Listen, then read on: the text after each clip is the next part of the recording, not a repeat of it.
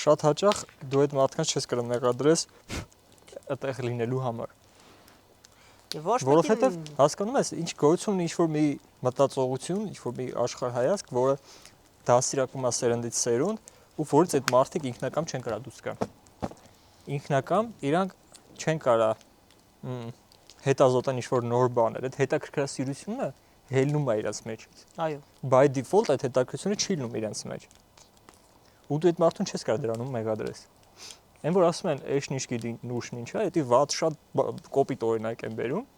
բայց դու էշ ինչ ես էլ կարող բացատրես նուշն ինչ է։ Որովհետև ինքը ի սկզբանե այդ չունի իր մեջ։ Так что այդ մարդկանց հանդեպ, այդ որ ասում եմ,